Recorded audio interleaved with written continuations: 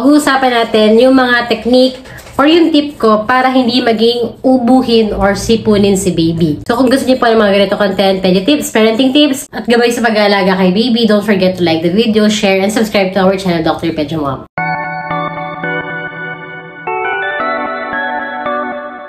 Paano ko masasabi na sipunin or ubuhin si baby? Ito yung every month nadadala sila sa clinic or sa ER dahil sa sipon tsaka sa ubo. Previously, sinabi ko, sa isang bata, hindi pwedeng hindi siya magkasakit. In a span of 1 year, talagang ubuhin si baby or sisipunin talaga siya. Especially kung meron siyang allergy, kung mahina yung resistensya niya, kung lagi siya lumalabas, natural na sisipunin talaga siya. Pero, pag-uusapan natin, ito yung tip ko para hindi naman siya laging sinisipon or laging inuubo, buwan-buwan. Yung iba talagang matagal yung ubo nila. So, let's start. Number 1, dapat marunong siyang mag-blow ng nose, no? Bakit? Dahil yung ubo, nag-i-start po yan sa sipon.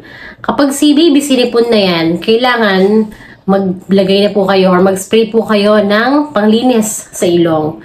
Para agad-agad nawawala po yung allergen na napupunta sa ilong or yung foreign body, kung virus man yan or bacteria, pero usually virus po sa edad 0 to 5 years old.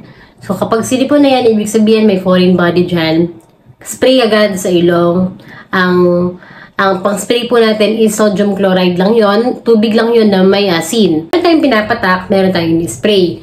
Kapag more than 1-year-old na siya, pwede naman yung spray na. Ngayon, kung toddler si baby at yung meron sa inyo is pang-patak, pwede naman na patak lang din. Pero kung ako yung tatanungin nyo, mas maganda yung spray na. Tapos sa labas lang ng ilong nyo i-spray yung pang-spray. So, spray nyo po kay baby, lalabas yung sipon eh. At hindi na mag-accumulate yan sa likod ng ilong niya or dun sa throat or dun sa nasopharynx, no? So, makikita na lang sa picture na to kung ano yung itsura ng nasopharynx. Meron po kasing connection yung ilong dun sa nasopharynx or yung dun sa likod. Kapag napunta na yung sipon dyan, bababa yan. Dun magkakaroon ng reaction si baby, kaya siya inuubo. So, kapag si baby ay marunong siyang mag-blow ng nose, kayo na pong bahala kung paano niya siya turuan, pero magandang ipakita niyo po sa kanya kung paano mag-blow. Sa paraan na ito, sigurado po ako, 1 to 2 days lang yung sipon niya at hindi na siya uubuhin. So, ganito yung ginagawa ko sa mga baby ko. Paano naman pag less than 2 years old? Ano yung gagawin? Spray lang po talaga. Tapos, mag-avail po kayo ng mga nasal suction, yung talagang malakas yung higop niya. Yung mga ibang mommies or yung mga ibang lola, sinisip-sip po nila yung sipon. So, hindi hygienic pero effective yan para sa mga baby. Kaya ang ginagawa ng iba is, buibili sila ng pang-suction. Meron po ako nito. Pwede po kayong bumuli online at wala po akong link dito dahil wala naman akong product link dyan. So, kahit ano pong mag-work po sa inyo.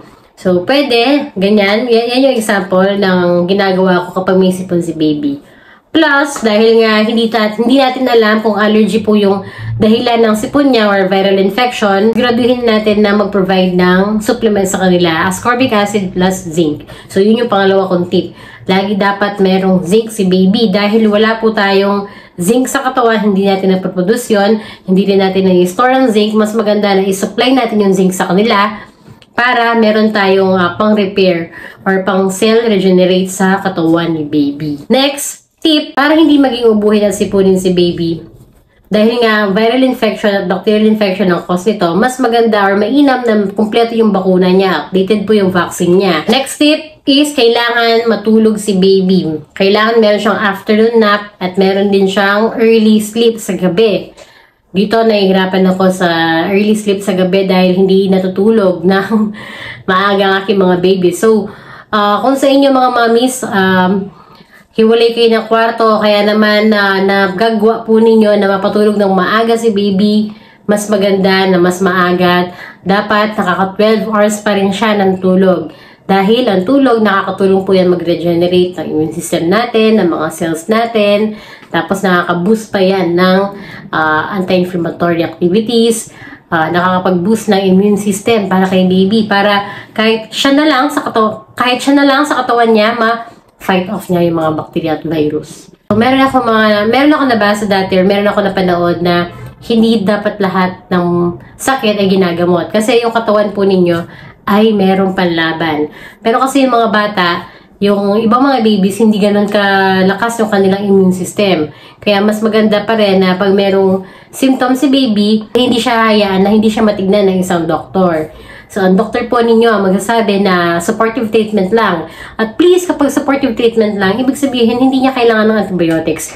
Huwag po kayong magpilit sa inyong mga doktor na kailangan na ba niya ng antibiotics or please start antibiotics right away. Hindi. Dahil nga, most of the time, the most common cause of upper respiratory tract infection sa bata is virus pa din. Ang symptoms ng viral infection at allergy, hindi natin mahihiwalay yan. Yung iba, supportive treatment pa rin ang binibigay sa bata. Next tip, alam niyo na to, ang magpakain kay baby ng mga healthy foods. Alam niyo ba na ang pagpapakain ng mga junk foods kay baby, kagaya ng mga piniprito, tapos palaging McDo, palaging Jollibee, tapos ini-spoil pa natin sila ng mga chocolates, tsaka candies, yung mga sweets, donuts, yung mga ganon. Nakakahina po yan ng immune system. Maniwala po kayo dyan. Kung nagluluto po kayo para kay baby, lagi niyo po siyang lagyan ng malunggay, ng squash, ng beans. Ihalo niyo po lagi yan. Next tip is, syempre, kailangan malinis lagi ang kapaligiran ni baby. Lagi dapat nag-general cleaning at avoid dusty places, yung mga maalikabok, dahil pwedeng mag-cause yan ng allergic reaction kay baby, lalo na kung rhinitis.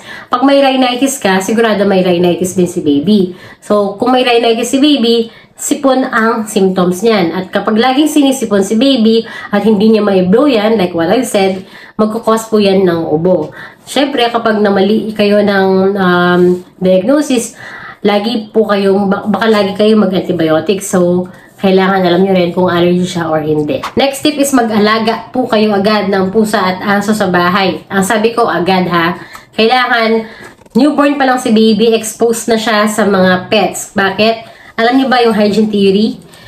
Yung hygiene theory, it says that baby when exposed to pets as early as newborn, ma-develop na niya yung mga kailangan para maiwasan niya yung allergy as the baby's age. Dogs, and also cats, influence the microbial communities in our homes so much that if your mother lives with a cat or dog while she's pregnant with you, you're about 30% less likely to suffer from allergies as a child.